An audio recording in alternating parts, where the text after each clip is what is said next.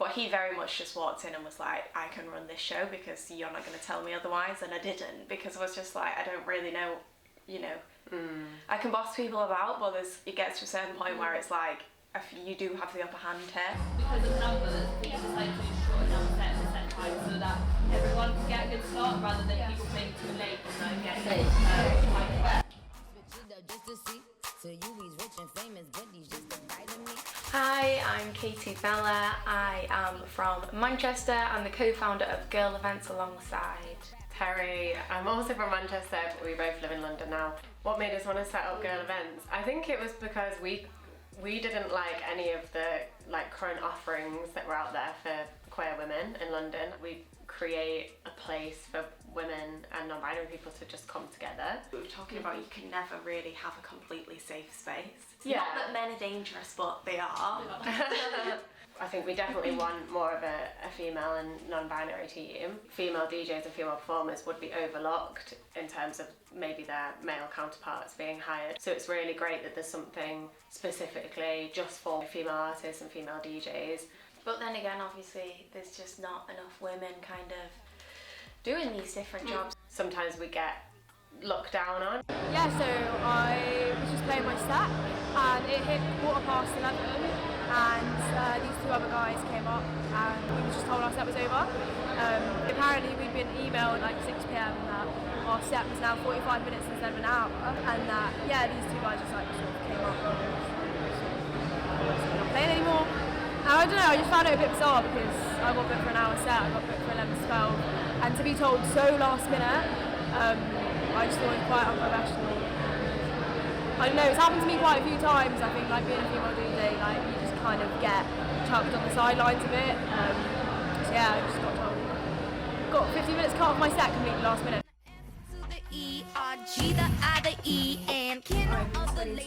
I'm a DJ who's living in Bristol right now. I've started out playing drum and bass, but more recently I've moved into 140s, so garage, breakbeat, dubstep. When I got into electronic music, I never saw any female DJs. I never heard their songs on the radio or anything like that. So it's like a representation thing where you don't have those female role models to look up to because they didn't exist. Yeah, post-COVID where we have less disposable income, when we're also in the midst of a cost of living crisis where people can't really afford to go out as much as they can. It's a lot harder to market people who haven't already got that really big reputation. I guess one of my biggest problems is with a lot of performative activism. A lot of the time I'm given opening sets at 10 p.m. when no one's in the club, and it's you put me on when no one was there.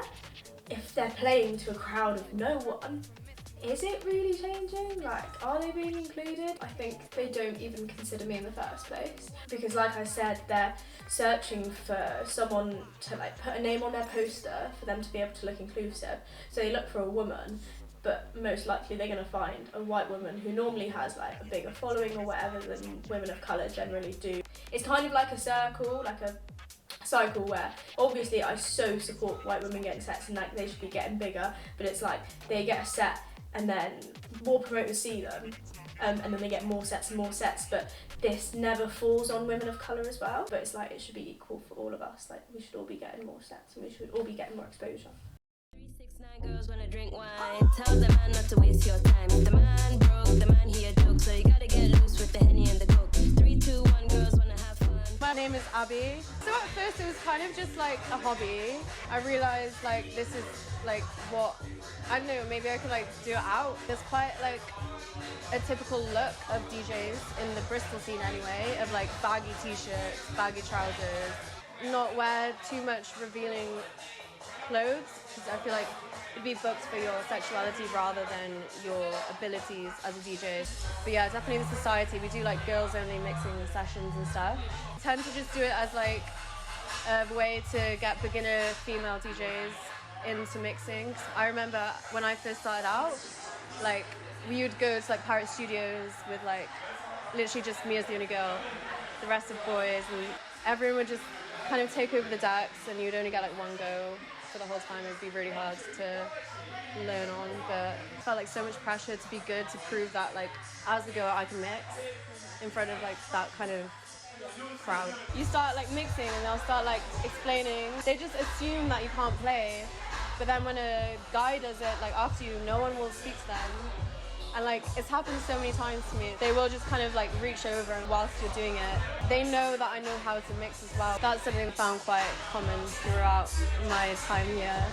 Yeah. There's such a lack of, you know, women in creative videography, photography, and then security work as well, which is understandable. One of the artist managers, won't name names, kind of came in late and just took over this space. Well, yeah, he was so forceful and dismissive and spoke horribly. And I was like, how much longer? And he was like, the same amount of time since you asked me like 5 minutes ago. And I think, yeah, it was frustrating because this was something that we'd put together and we had a schedule for the next kind of like 12 hours that was then behind because of this one person. Being in the industry as women, I think probably the biggest thing is being taken seriously. Like a lot of the venue owners and other promoters and a lot of the suppliers that we work with, they're all men and they're used to dealing with men. And I think to see two girls, quite, you know, relatively young girls in the space, sometimes we get looked down on, and then afterwards everyone's really happy and wants to work with us again.